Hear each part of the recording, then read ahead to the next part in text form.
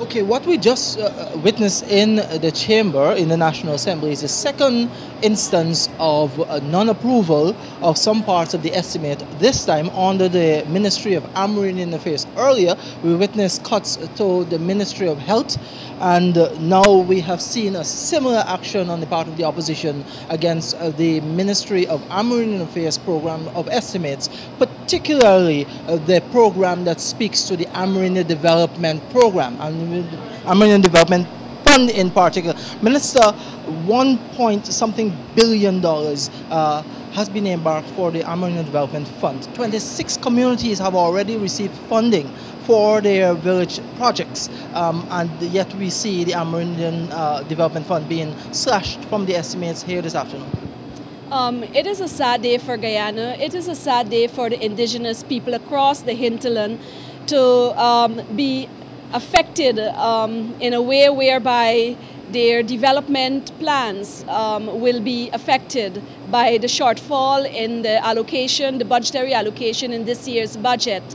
In fact, the Amerindian Development Fund caters for a number of programs and projects which are called from the leaders and the communities, blessed and sanctioned by the communities at the NTC. For me, this is a slap in the indigenous people's face, whereby parts of the House or the opposition, the combined opposition, speaks to the fact that the indigenous people have no right to talk about development. They have no right to make plans. They have no right to seek government intervention in critical areas where they may have some shortfall. It also speaks to the fact that a large component of that $1.1 billion is earmarked for the training for youths, to enhance the capacity of youths, to build their competencies, and to provide them and empower them to be able to face the challenges and to grasp opportunities in a way when you're empowered, you can be able to make wise decisions. It also slashed their contribution towards their community development, because many of the projects funded under this fund and this allocation, they were to be active participants making serious contribution towards village development.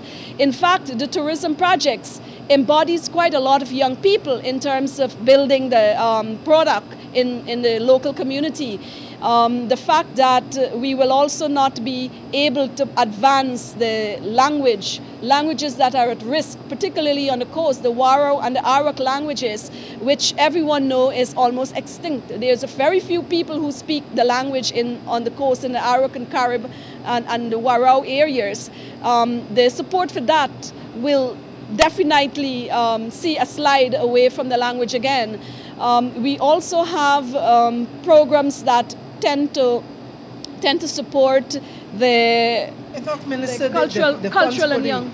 For the Amerindian Development Fund comes from the low carbon development strategy where Guyana is earning. No, this fund does not come from the low carbon development fund. And if you recall, the Speaker asked that they should stay away from speaking of the LCDS because we are dealing with the estimates, because the money comes from the National Treasury. It's monies allocated from the National Treasury, which will go to fund the youth project, the presidential grants, which is $200 million, which will affect the startup of 200 productive and economic projects in these villages, whereby the injection of, say, $1.1 billion across the hinterland speaks volume to the investment that is being made by this PPP civic government.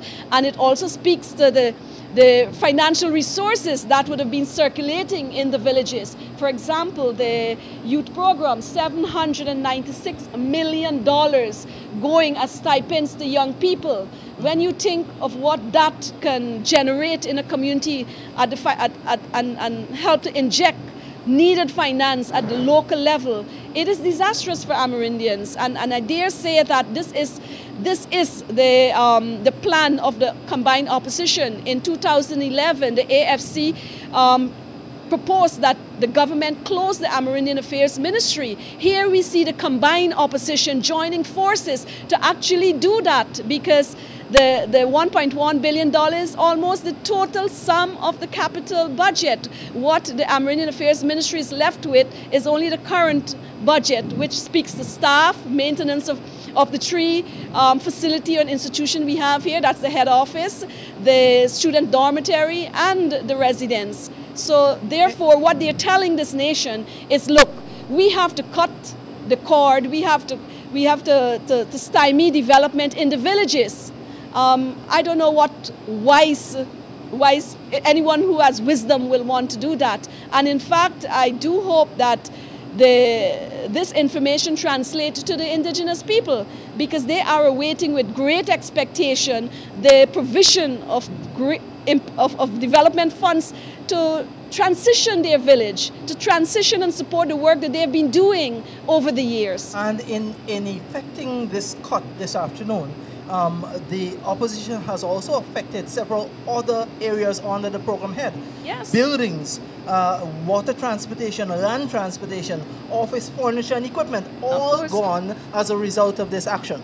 Yes, they speak about accountability at the village level. They speak about the inadequacy of some of the village council in terms of their operation and administering their community. Here it is where we are building a facility, or we're supporting the construction of a facility like a head office for the village council. That has gone out the window. Multi-purpose centers, where training, where cultural events, where young people can come together and meet, are now out the window. The wisdom of the cut makes no sense to us, and indeed it will have very negative impact with respect to the support that government offers to the developing local economies in the hinterland. You have one of your two shows here. Do you mind if I talk to hear of the impact? Yes, I think he should. Yes, he should take I off. believe you're one of the two shows, sir, and you're a member of the National Two Shows Council. Yeah. You witnessed what happened here this afternoon. What are your feelings? Well, I'm very much disappointed of what I've witnessed. You're two show for which area? Chinapau Village, in the region 8, yes, in the North Pakaraimas. And I'm very much disappointed of what I witnessed. This is my first time in Parliament. In Parliament, and you know, I felt so disappointed when I saw what's going on concerning the Amerindian Development Funds, and you know, as I felt real embarrassed and disappointed of my region, because we give the opposition a strong support, and now, you know, it's like taking bread out of our mouth, you know, like from out of the Amerindian people's mouth, especially the youths who benefiting from the little stipend and so on. Tell us about some of the key programs in your area that will be affected as a result of what happened here today. Like I said, the first thing, they're taking bread out of our mouth, and that's like stifling a lot of development in everything, because we have people dealing with infrastructure, health, education, and other stuff, you know, and we're going back to square one, and it's a bad example as far as I see. You want to make an appeal for reconsideration, maybe? Yeah, well, I think the opposition who had just made this decision, I think they should reconsider and you know, show a better example or something. Oh, thank you very much. We also have the former chairman of the National Two Shows Council, Ms. Yvonne Pearson. Ms. Pearson, the National Two Shows Council must be reeling with disappointment here this evening, having heard what transpired in the National Assembly. Well, I guess by now some members of the National Two Shows Council have got the message of what just happened in Parliament. Personally, as a former member of the council, I am terribly disappointed at this time. You know, sitting here and listening to what is going on, and then the final decision by the combined opposition to just cut the budget, that would have so much negative effects on the lives of our Amerindian peoples. It tells us clearly that they don't care a thing about our people. But the opposition throughout the presentations last week, as the minister made her presentation during the debate last week, many of the opposition members who presented spoke so highly of plans for Amerindians and what they would like to see done. How does that translate into their what they actually did here today? Well, quite a contradiction, isn't it? Yes, it is a contradiction, and this what happens today shows their true colors. This is what they're made of. So last week, pretending that everything would be okay and sending the wrong message, today we got the real message, what it's all about. So really, they don't care what happens to the lives and the welfare and the well-being of our Amerindian peoples, because what happened here now is it is going to hinder development in all of our villages throughout this country. I would like to say we are 10% of the population of Guyana. And this budget that reflects directly to us is just 1% of the national budget. Why is it the combined opposition just, I would say, recklessly just cut it, deny us our right? Therefore, they have no respect for the Amerindian peoples. I would like to say directly to the Amerindian parliamentarians, what are they thinking? How could they go back to their village and relate to the people? What will they tell the people when they return to the village? That I sat there and I say cut. That's the message they would take back. I think this is time that the voices of our people be heard. I don't think this is time that we go in a corner and sit quietly. No, we must let the nation know what is happening here. And this is what a one-seat combined majority can do to the livelihood of our people. And right now, I'm really disturbed about their action. Certainly we would want to hear, we have some students and Amerindian leaders from the various villages here in the National Assembly this afternoon witnessing what happened. You were there. What you thought of what the opposition did? Well, firstly, my name is Lavia Mendanza, CSO from Port Kaituma, Matakai sub-region. As I sit in the parliament this afternoon and I heard what the opposition said, I was very disappointed because what they have done there, right? What they have done, they have let the youths of the Amerindian people down. They have let them down. And to this point, there is no way that the Amerindian youth going to believe that the ministry or the government is helping them. So my thought today, I am so disappointed. And for the ministry, it's helping the young people to improve in some leadership, in helping them to get ahead, to know what is happening. And the opposition did this. So that means that they're letting the young people down. I was going to ask you, I'm sure you and your fellow young leaders across the Amerindian community, across the hinterland, would have been looking forward to many of the programs that were being initiated on this estimate, this budgeted allocation, a number of training programs, developmental programs. What are some of the things you were looking forward to? Well, mostly in my community, we were looking for better infrastructure, for better educational program, for betterment, for development in our community. And what they have done there, they have just made it, the whole program just go down. And many of our CSOs, many of the young people are now trying to come out to help the community in different areas, in different ways of helping, promoting them. And now they have done this. Well, I don't know what the young people them is going to say. I think that what they have done, they might just make the young people turn away from the program. And what we were looking forward is to develop and help our country as indigenous Amerindian people to grow higher, to know things, to be better people. So I don't know what they have done. I'm very disappointed of this afternoon. I'm here from one of your male colleagues. What are your feelings about what was done here this afternoon? Just step across it so that I can get him on the camera. Well, it was I was very disappointed about what the opposition did, and I think they were wrong to actually cut the 1.1 billion allocated towards the Amerindian Development Fund, and I think it would just stifle the Amerindian development in Guyana, and the young people across, Amerindian youths across Guyana in a whole, they would be hurt by it, and I don't think that the opposition actually put a thought through upon what they actually did, and I think they were wrong. And I don't think that they actually care about the Amerindians of Guyana for them to actually cut the budget and cut the whole budget in that manner. And I am just disappointed at the moment. I can feel your disappointment. I'm sure we have one of the Amerindian leaders here, the chairman of the Amerindian Association. What you witnessed here this afternoon, did you imagine that was going to happen? This is very much disappointing.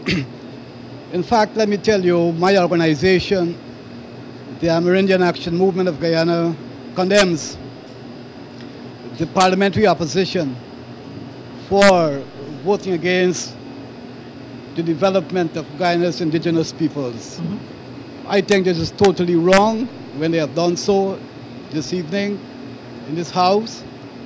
And I think what they have done there is totally an assault on Guyana's indigenous peoples in terms of ensuring that our people, the indigenous peoples of Guyana, is developed. Both the APNU and the AFC have demonstrated quite clearly their dislike for Guyana's indigenous peoples. I have been telling even the indigenous peoples themselves that APNU and AFC are political parties that do not like the Amerindian people. And this is what they have done this afternoon. They have demonstrated their dislike by cutting that budget, that allocation that will have provided significant funding for Guyana's indigenous peoples. Thank you very much. I want to bring him back, Minister, just for a few more seconds before we wrap it up. Minister, the Speaker said after the vote, particularly when the health vote was taken, was that that was not a final decision, and in fact, the final decision will be made when they go into plenary, into that subcommittee that he has set up. Tell us what you anticipate will transpire in this entire process. Well, obviously in the session, I am not sure that it is a principal position to negotiate Amerindian development, or we need to, at this point in our history, to support Amerindian development. I believe that the whole issue of cutting and taking it or reviving it and making use of a plenary is just an insult to the indigenous people. The indigenous people have come from their villages, from all corners of the hinterland, to speak with His Excellency and the Cabinet, to relay to them what are our priorities. And here it is, the opposition just didn't care. So as far as you're concerned, as far as I'm concerned, the cut has been made. The cut has been made, and my position is Amerindian support needed to be allocated to the Amerindian development. That's the main thing. Thank you very much, Minister. We've heard from several members of the indigenous community who have come here into the National Assembly today to witness the consideration of the estimates for the Ministry of Amerindian Affairs. And what they witness instead is a cutting of the programs that were slated to see real development take place. $1.1 billion for the Amerindian development, and a number of other areas have gone as a result of the actions by the opposition, building, water transport, land transport, office furniture and equipment. We will continue on these discussions.